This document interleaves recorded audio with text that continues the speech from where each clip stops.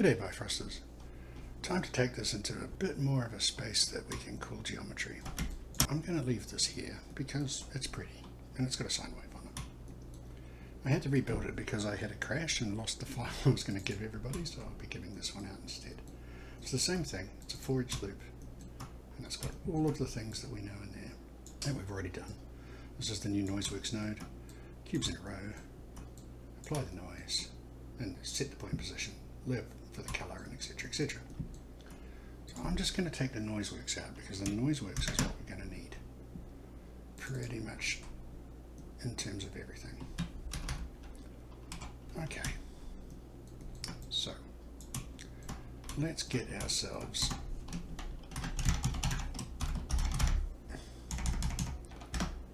let's start with a plane, because the normals on a plane are all pointing wherever you want them to. So it's a good thing to start on.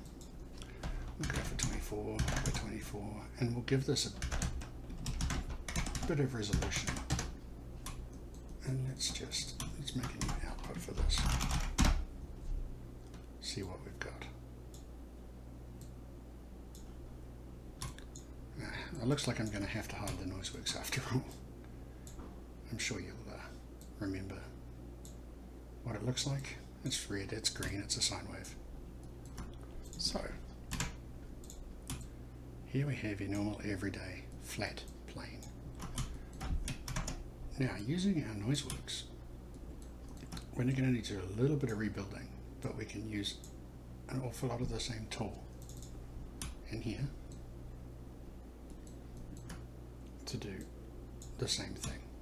So I'm just going to break that connection for now, and that one. What we will do eventually is put an enum into this so that we've got a nice pull down menu we can work with. For now we're going to need to change our input, which was just the iterations of the loop 0, 1, 2, 3, 4, etc. We need to change that into a great big bunch of points. So let's get the point positions. That's my node. You can also use get point position node for this. This is one I've made myself. We don't have to use it. And now, instead of this thing coming through one by one, we're going to need to convert this over to arrays. So, and we're also going to need to convert it over to vectors. So to start with, let's just work on our phase. Let's just break all of this. So we've got our building blocks, but we haven't got anything working or coming out yet. That way we've got a little bit more work. A little bit more room to move. So here's the thing. The phase, remember, if you remember, yes, I know you're going to be upset. I'm just going to leave this here for now so we can refer back to it. But if you remember what the phase did in here,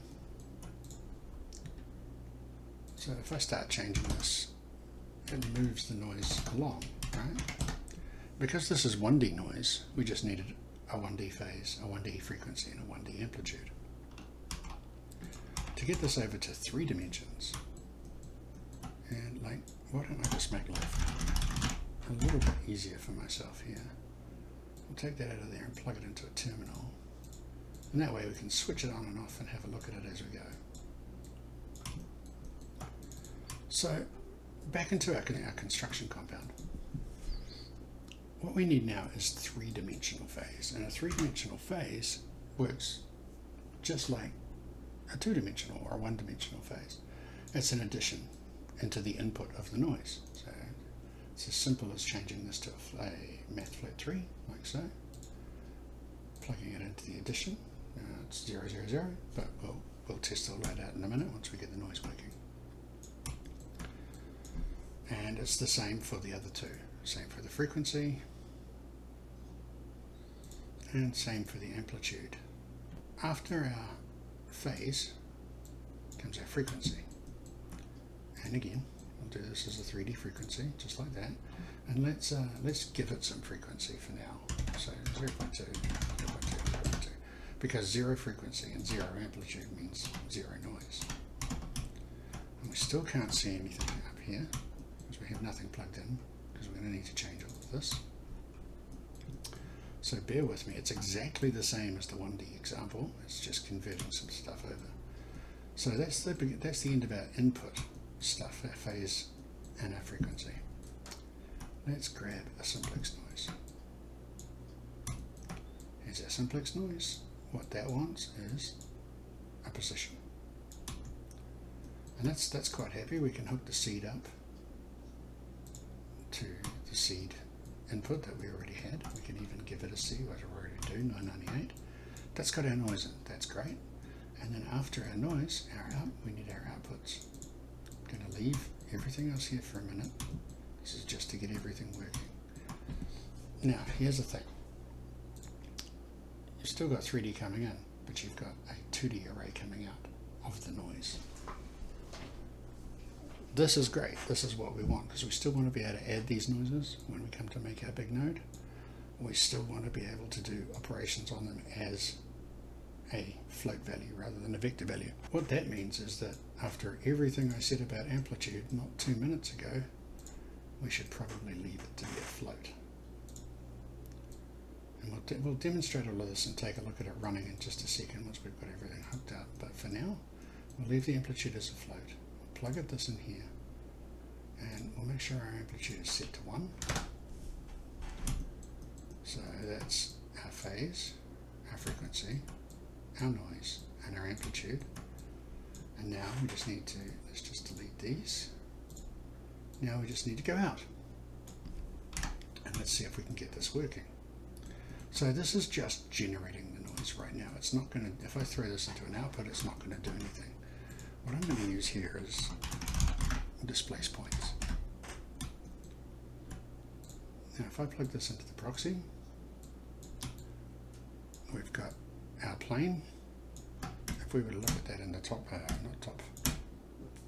front view, focus on it, and let's turn the grid on. You see it's lifted up by 1. And the reason it does that is because displace points, when there is nothing plugged into it, no vectors, nothing, it displaces all the points by their normals. And in this case, the normals of all of this whole plane is 0, 1, 0. So it's just displaced it by 1. Now, if I put our noise in, suddenly you've got something else. Let's just turn the grid off again, and we'll change the background color. And just for visibility, I'm just going to update the mesh normals like that, and we'll take it off. Ah, it is off flat lighting. That's interesting.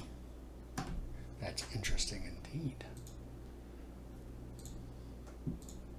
And of course, we have no lights in the scene. Oh, well, seems to be working now anyway. So, using the Noiseworks idea, using the same idea, doing the same things, we now have the ability to change the frequency. So let's make it more frequent in the X. You can see the X there.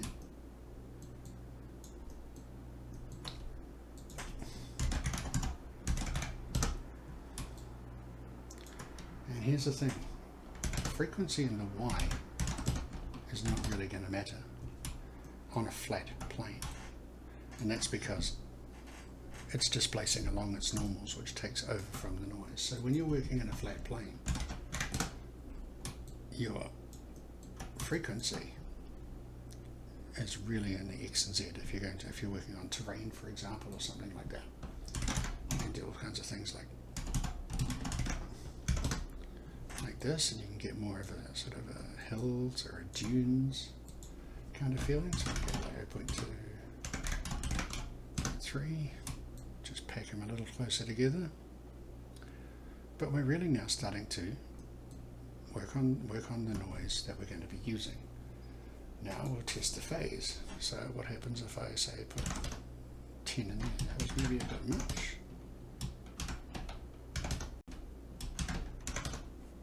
That's better. You can see it moving if I just increase it by small amounts. Oh, 23. 2, 3. See, it's doing exactly the same thing as the 1D noise was doing. can do that. I can prove this quickly. If I put down a quick time warp and a value, we can look at the phase working. If we change this across to a vector 3 and put our time here, no, not there, sorry, just pick the axis we want to work on, X to start with, and just output that into phase. So that's going to come through as the time value and then 0, 0. And you can see there it is working there. If I plug it into Z, it goes in the other direction, and if I plug it into Y, any guesses? It sort of freaks out a bit. And the reason it's doing that is because it is literally moving the noise up through the normal. So if you played it back very slowly, you might see some sort of pattern in there. Or if we set our time warp quite slow and see what happens. But now you can see it's looking a lot more like water because it's moving the noise through the displacement axis, which is, you know, quite cool, quite nice. Okay, our phase works nicely. Let's just reset everything. Last thing to check is our amplitude. Very, very flat, very, very high. And you notice here, if we come back to our side view, of course I go to the top view when I say side view, and we turn the grid on, you can see that it's both above and below 0 by 10. If we take it to 5, it'll be by 5. So all of the entire lesson we spent putting this together has now saved us a whole bunch of time when we come to put other noises in it. Let's move on to some other 3D shapes just to see that this works and how this works, because there are some gotchas here. So that's a plane. Plane's doing okay. Let's change that plane out to a sphere. And we'll just make sure our radius is fairly large again. We'll go for 10. And we want to go for quite a lot of segments. Just to start with, let's plug this into the displace points. And now you can see this noise working on a sphere. And again, because we have no displacement vector plugged in, it's just displacing it along its normals. And this is really quite nice. Things will be different now with the phase. So we're still going through the Y. You can see the noise moving up through the Y there. If we change that to the X,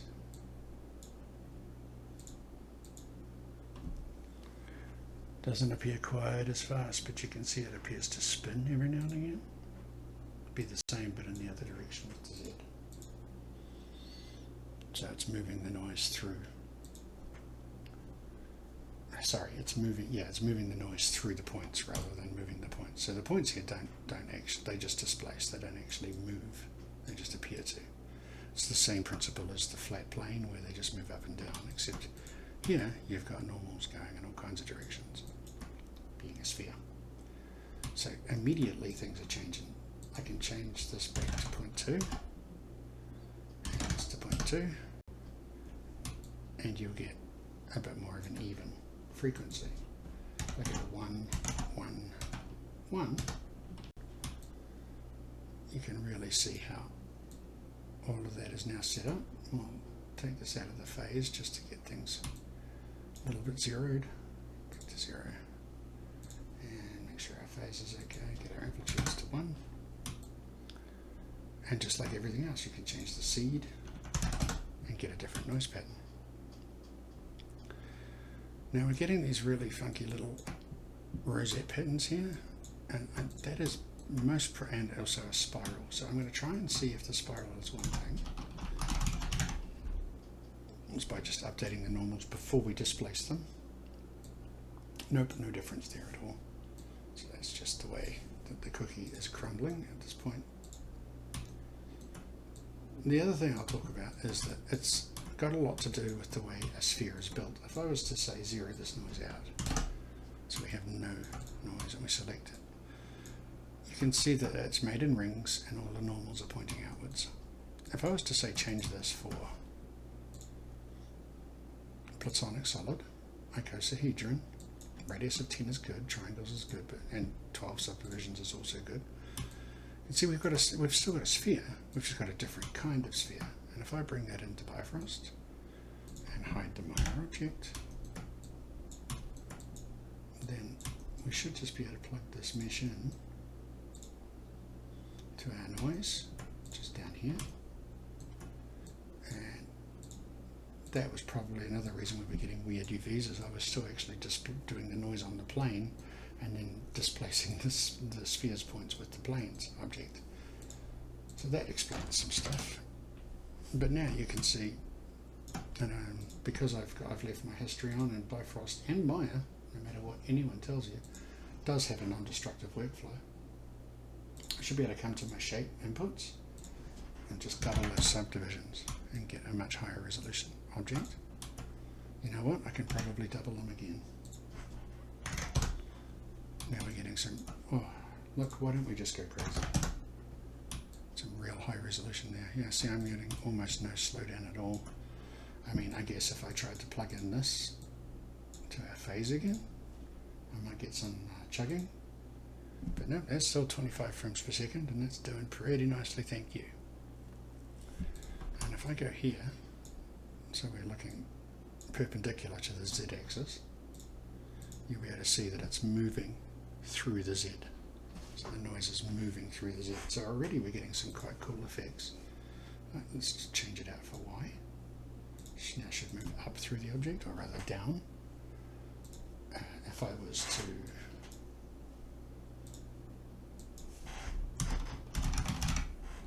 negate that, so just reverse the sign on it. Isn't that interesting? It's about half as fast doing it in one axis than it is in the other. Or maybe it was cached and I didn't notice, but you get the idea. And then, oops, it phases where we want it to be. Change it for x. Go perpendicular to the x-axis. So there you go. You've got noise patterns evolving as they go through. No, each axis is around about the same. And one of the last things I will test, because this will be going into what we want to be a mountain node, I'm going to bring in an actual mesh here from my computer somewhere. I do believe I know the one I want.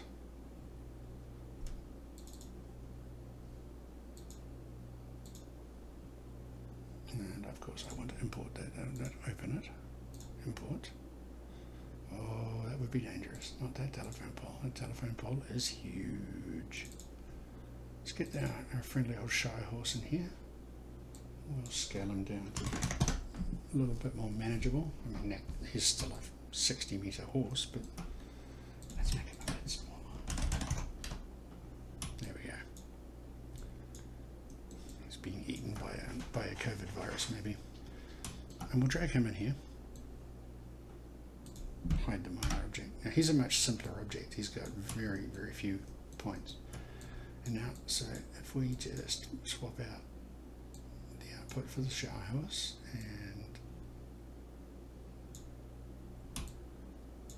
and it's kind of funky, but it's kind of working. So take our amplitude down a bit. There's no noise. Once more, we'll plug our phase in across the X, so we'll be looking at him that way. Let's make it Z because it's going to look better.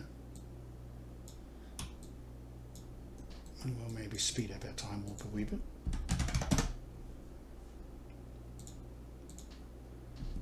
There you go, Ripley horse. So the reason I'm dwelling on this so much is because I want to make sure that we test this thoroughly as we go. So right now what we've done is we've tested it on a mesh sphere that we brought in, a mesh sphere that we built right here. We've tested it on a platonic shape that we brought in. We've tested it on a plane that we built, and we tested it on a mesh coming in from Maya. And that's cool. What we haven't done is we haven't hooked up different noises inside of this node. And I'm going to leave that for the next episode, because what we need to think about now is how do we want our master node to work. before we start planning how we build this in. So for this, at this point, I'm going to delete the noise selection, but we have a working NoiseWorks node. Let's just change that one so I can. We have a working NoiseWorks node. Right now it only has one noise in it. The other ones are still there, still just out of the way. We could still use them if we wanted to. We could replace the simplex noise with a kill noise, a fractal noise, sine wave, white noise, whatever we wanted to do. But for now, what we're going to do is leave it here, have a play with it, see what you think. You might have to use your own model. I don't know if I've put the Shire Horse up. He's from Turbo Squid and he's free, so feel free to download him. Have a play with this and see if you're going to apply some of the stuff that we did last time with the 1D noise. And in the next episode, we'll sit down and plan out together what a mountain noise node in Bifrost would look like. All right. Well, I hope this has helped. It hasn't really been much new, but it has been showing you the ability to build a prototype and then make it work for real very, very quickly and easily. So I'll catch you in the next one. Thanks.